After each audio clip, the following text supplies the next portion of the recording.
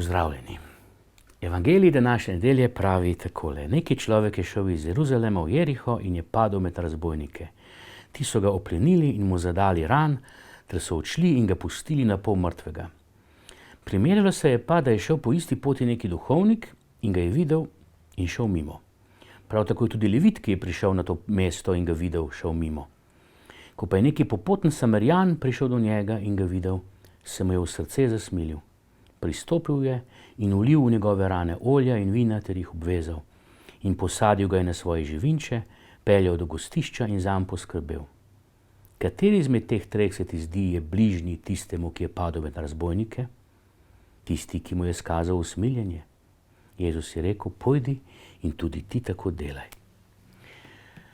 Naj najprej opozorim pri tem odlomku, da Samarijan ni nič govoril. Ni pametoval, ni spraševal po vzrokih in razlogih, pristopil je, brez besed, očistil rane in jih oskrbel.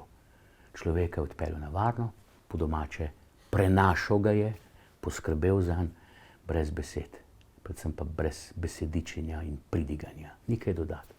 Razen mogoče Jezusovih besed iz konca tega odlomka, pojdi in tudi ti tako delaj.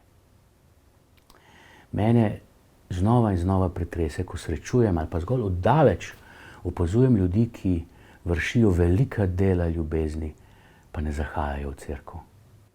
Nekateri med njimi mogoče celo pravijo, da ne marajo cerkve, celo ne marajo Boga, pa vendar s svojim življenjem izpričujejo nesebično ljubezen do bližnjih v vseh sort poklicih, kot zdravniki, medicinske sestre, reševalci, gasilci, razni prostovoljci, vedno pripravljen priskočiti na pomoč. Medtem ko mi, pobožni, radi pomahamo z rožnim vencem, svojih riti pa ne zganemo. Seveda je tudi molitev potrebna, nujna, ampak Jezus nam je za zgled postavil tega usmiljenega Samarijana. In vse naše življenje je na nek način pot iz Jeruzalema v Jeriho, kot je zapisano v Evangeliju. In na tej poti zdaj ali pademo med razbojnike, ki nas ranijo in pustijo na pol mrtve, ali pa smo Samarijani, ki tem na pol mrtvim pomagajo. Lahko smo seveda tudi razbojniki, tisti, ki rane povzročajo.